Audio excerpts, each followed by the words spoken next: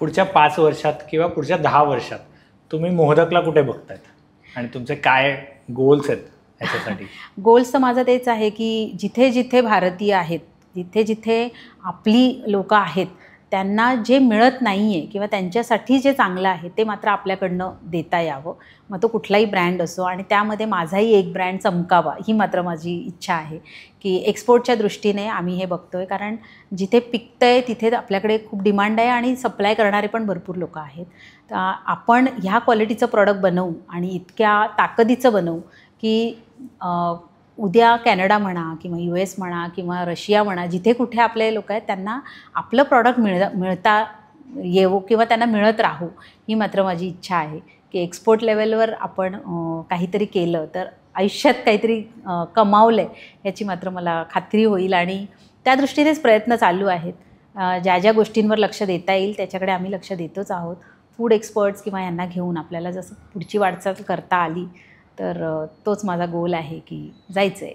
म्हणजे मला तरी असं वाटतं की पृथ्वीवर जिथे जिथे आपली लोकं आहेत त्यांना सगळ्यांना पौष्टिक गोष्टी किंवा आपल्या दृष्टीने ज्या पौष्टिक गोष्टी आहेत त्या त्यांच्यापर्यंत मिळत राहोत आणि सतत मिळत राहोत ही माझी इच्छा आहे. ज्यांना आता ह्या फूड इंडस्ट्रीमध्ये यायचं आहे, स्पेशली फूड इंडस्ट्रीमध्ये, तुमच्यासारखे ट्रेडिशनल स्नॅक्स आयटम असू देत किंवा अजून काही फूड इंडस्ट्रीमध्ये ज्यांना काही करायचं आहे, तर त्यांच्यासाठी तुम्ही काय त्यांना काय गाईड कराल?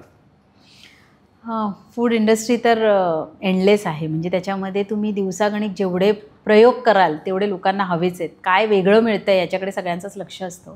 त्यामुळे फूड इंडस्ट्रीमध्ये येताना एक आहे की खूप महत्त्वाचं काम आहे, खूप जबाबदारीचं काम आहे. कारण कोणाकडेही आपला पदार्थ जर जात असेल तर तो चांगल्या क्वालिटीचा किंवा चांगल्या प्रतीचाच असला पाहिजे. इकडे मात्र सगळ्यांनी लक्ष द्यावं आणि माझ्या मते सगळ्या गोष्टींचा अभ्यास करून ह्याच्यात उतरावं.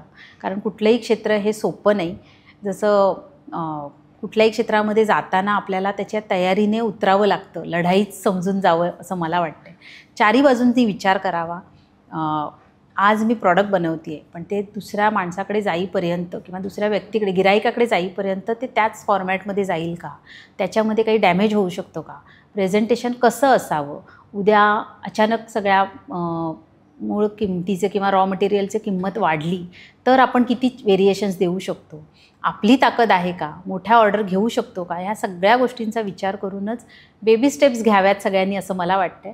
पण जर तुमची शक्ती आहे आणि तुमची कॅपॅसिटी आहे, तुमचा अभ्यास तेवढा आहे तर मात्र तुम्ही मोठी उडी घ्या आणि प्रत्येकाने ह्याच्यामध्ये आपले पूर्ण एफर्ट टाकावेत, 100% एफर्ट टाकावेत.